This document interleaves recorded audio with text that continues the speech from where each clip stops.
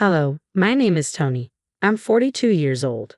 This story began more than 10 years ago, but we're continuing it because the main person involved has come back with so much audacity that I feel the need to share this incident with all of you. I know my sister-in-law loves to watch these, so if you're listening, I hope you're even more ashamed and embarrassed. Let's start from the very beginning. Sasha, my sister-in-law, and I were best friends even before I met her brother. We became friends in middle school and have been inseparable since the day we met. I didn't meet my husband until I was in college. I hadn't had the opportunity to meet him earlier because he was always out whenever I visited Sasha's house. When he moved away for college, I didn't get a chance to meet him. I actually met him by chance. I had seen his face in family pictures at Sasha's house, so I recognized him when I met him for the first time at a bar. He didn't know who I was and approached me. I was surprised but let it play out. By the end of the evening, I told him I was his sister's best friend. He was shocked but said I was too pretty to let go. He continued to pursue me, and after Sasha said it was okay, we started dating. We got married 2 years later and moved in next to Sasha and her husband Brett. After a year of marriage, Sasha and Brett had a baby girl, Via. I loved Via to bits. She was the cutest kid with the loveliest smile and laugh. The only issue was that Via was born with some birth defects that left her partially blind. For the first 5 years of her life, she struggled to adapt to her surroundings. It wasn't because she was stupid or couldn't grasp things properly. Rather, her parents refused to accept that their daughter was visually impaired. They would put her in situations where she had no experience, which were potentially dangerous because they wanted her to live a normal life. Now, don't get me wrong. I fully believe in making our societies more accessible for people with disabilities so they can live better and more normal lives. But when I say that Sasha wanted Via to live a normal life, I don't mean she wanted to make things accessible for her. One incident that comes to mind is a time we all went to a park. People usually came to the park for picnics, played dates, and exercise. Via and I went to spend some time together. There was a specific path in the park meant only for bicycles. While Sasha was absorbed in talking about something, I looked around for Via and noticed she wasn't near us. I panicked and asked Sasha if she had seen Via. Sasha, have you seen Via? I'm really worried. Don't worry about it. How can you be so calm? Via could be in serious danger. Calm down, Tony. Calm down? How could I possibly be calm? Your daughter is visually impaired. What if she fell and seriously injured herself? You have no right to tell me how to parent my kid. Via, it's perfectly fine. I never said that you don't know how to parent your child. I'm saying that I'm literally the only one who actually cares for your daughter. You need to be more responsible. I know what's best for her, and I don't need you to interfere or tell me what I'm doing is wrong. Why are you trying to fight me right now? She could be hurt right now. You need to take this seriously. I am her mother, not you. Back off and let me handle it my way. At that point, I was too panicked and angry to continue talking to Sasha. I started retracing our steps to find Vita. Sasha kept angrily calling me back and yelling that we weren't done talking. I ignored her. My heart was racing too fast to care about Sasha. I ended up finding Via. She was crying, trying to grasp something to help her navigate, calling out for her mom and me. I felt so relieved when I saw her. I called out to her, and her face immediately lit up. She giggled as she made her way over to me. I waited as I watched her waddle over, but she was walking really close to the cycle track. Suddenly, a large number of cyclists rode the track at high speeds. My stomach dropped. I quickly got up to catch her, but before I could take my next step, Via slipped and fell straight onto the cyclist's path.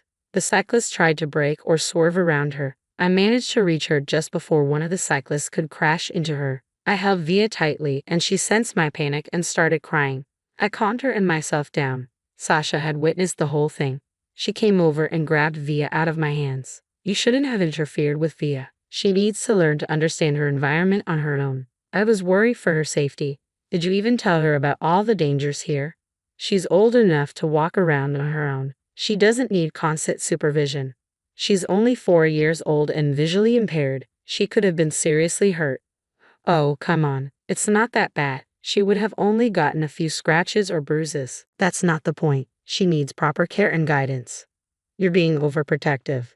Via can handle herself. Your ignorance is dangerous.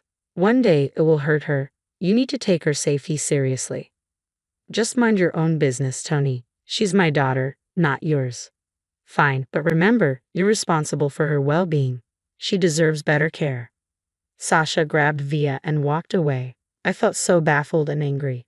How could someone treat their own child this way? I wanted to protect Via and wanted Sasha to step up and be a good parent. I couldn't expect the same from her husband Brett because he was so absent from their lives, spending his entire day working. But thankfully, the universe heard my plea. It was heartbreaking the way it happened, but I was kind of glad that it did. After that incident, Sasha stopped talking to me much. I rarely got to see Via. Every time I tried, Sasha would make up some excuse and shut the door in my face.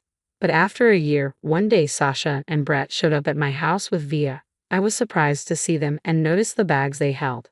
"Hi guys, are you going on a trip?" Yes. It's supposed to be a couple's trip. We were wondering if you and Noah could take care of Via while we're away. Of course, we'll take care of her. But how long will you be gone? Forever. We've had enough of Via. What? She doesn't fit our idea of what our child should look like. We can't handle it anymore. Cruel and heartless. How can you do this? You can't just abandon your own child. We've made up our minds. Here, we've signed off our parental rights and these are her adoption papers. Take her. She's way too much of a burden. I won't let you treat her like this. She's not a burden. Oh, stop being so dramatic. Just take her if you care so much. I will take Via. You should be ashamed of yourselves. You're her parents, act like it. Before I could say anything else, Sasha and Brett walked away, got in their car, and drove off. I stood there shaking until Via tugged on my arm and asked how long her parents would be gone. Tears streamed down my face as I told her it would be years until she saw them again. Via started crying loudly, calling out for her parents. I hugged her tightly and let her cry in my arms for as long as she needed. When I finally brought her into the house, she asked if I would also send her away. My heart sank, and I wanted to cry, but I stayed strong. Via, you're going to stay with me and Uncle Noah from now on. Does that mean my mom will come back? I don't know, sweetheart. I can't say for sure. Okay, but you and Uncle Noah are more fun than my parents anyway. Oh, thank you, sweetie. We'll take good care of you and we'll always be here for you. Can we have more game nights and movie nights? Absolutely. We'll all have fun together. Yay, I love you, Aunt Tony. I love you too, Via. Always remember that. That evening, I told Noah about everything that had happened. He was furious with his sister and brother-in-law.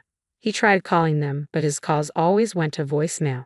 As the days passed, we slowly accepted our new reality. We were overjoyed to take care of Via. Even though she had been neglected, she was still very well behaved. It was a joy to watch her grow up.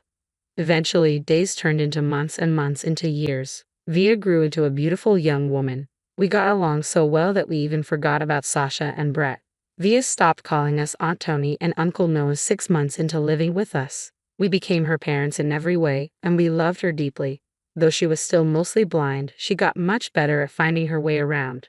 When she was 12, her doctor told us there was a new development in medicine that could restore Via's vision. We were shocked and asked if it could be fully restored. The doctor said while it might not be 100%, they could achieve about 85%. We were overjoyed. That night, we sat down with Via to talk about the news. Via, sweetie, how do you feel about the news?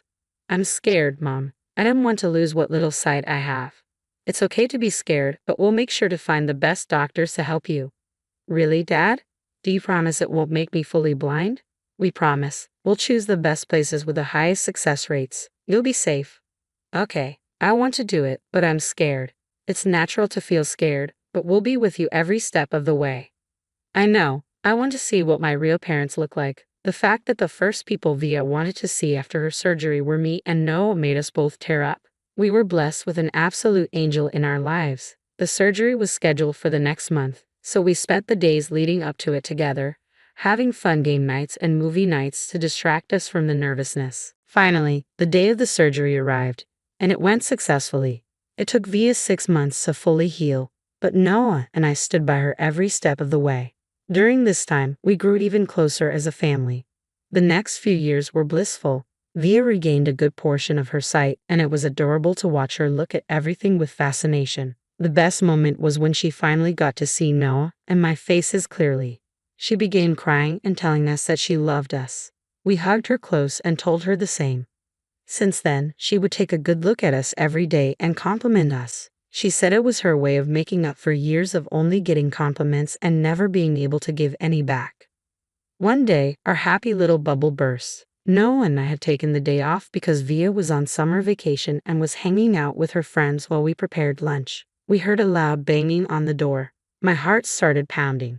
Noah cautiously approached the door and opened it a little. His eyes widened and he quickly shut the door, turning to me with a pale face.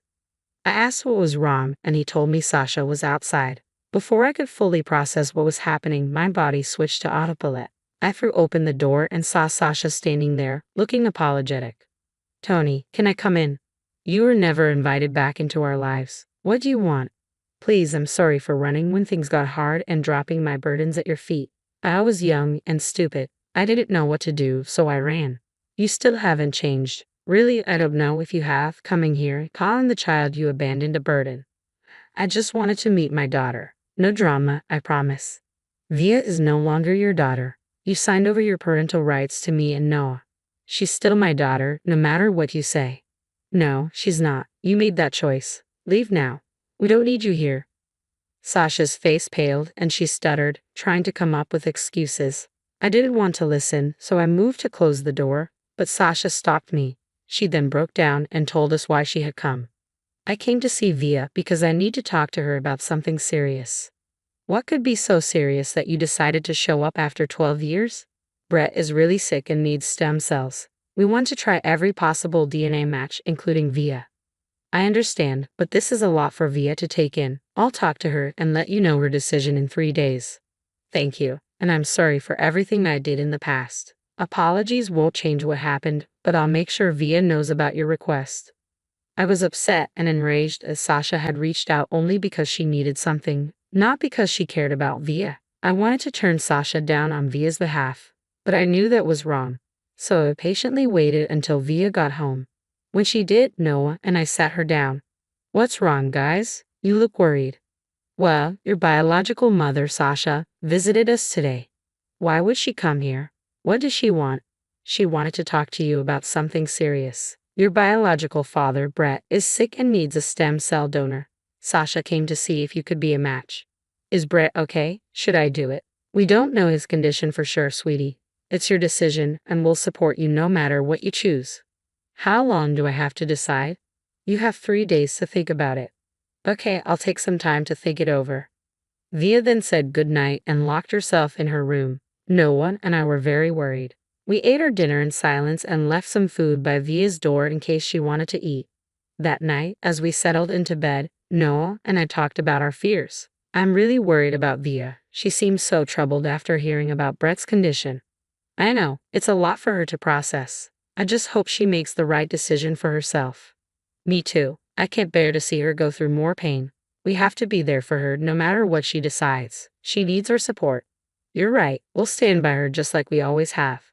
We'll give her some space to think, and when she's ready, she'll let us know her decision." The next 3 days passed painfully slowly. Via continued to stay in her room. The only sign she was alive was the food we left outside her door being eaten. It hurt us to see her struggling, but we knew she needed her own space and time to think. Finally, on the night of the 3rd day, she came down and sat with us for dinner. "Dear sweetheart, how are you feeling now?"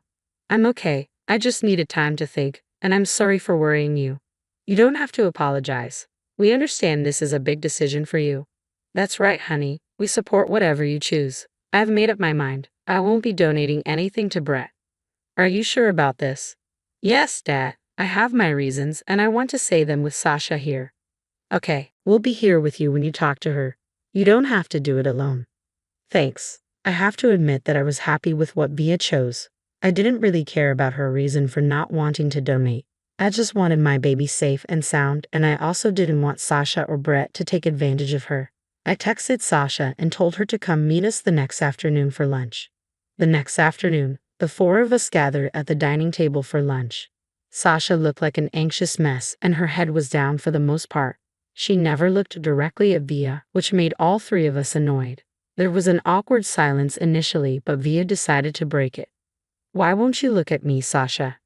"Oh, do you know I'm not looking at you? Mom and Dad helped fix my vision. I can see you now." "They did? Why?" "Because we love her and want her to have the best life possible. You'd have to throw it in my face. Do you want to know my decision or not? Yes, I do. What did you decide? I've decided not to donate anything to Brett. Why should I help you after you guys left me? It's your duty as our daughter. No, I'm only mom and dad's daughter now. They actually care about me, unlike you. I felt insanely proud of my girl. I loved how she put Sasha in her place and how aware she was of herself. At that moment, I felt a huge surge of pride in the way my daughter had grown. But now, instead of being upset or angry at Via, Sasha turned to me. It's all your fault that Via is making this decision. You poisoned her mind against me. That's not true at all. We never told her anything negative about you. We only supported her and let her make her own choices. Via is old enough to decide for herself, and we'll stand by her no matter what. You're spoiling her. I'll call CPS and get her taken away from you. But you never cared about me for 12 years, and now you only come back because you need something. You didn't even ask me how I was doing. I'm grateful that I got my sight back because I got to see my biological mother for the first and last time. With that, Via got up from the table and walked into her room. Sasha looked gobsmacked. No, and I calmly asked her to leave our house. Sasha tried to fight, but we didn't entertain her. No squared up to her and scared her away. We gave Via some time to cool down and collect herself after Sasha left. We then cautiously knocked on her door. When she let us in, we had a quick talk with her. Before we could even ask her how she was doing, she smiled big at us and told us not to worry. We knew she didn't want to really talk about it at the moment. So Noah suggested movie nights, and we enthusiastically made our way to the living room to spend the rest of the day binge-watching crappy movies.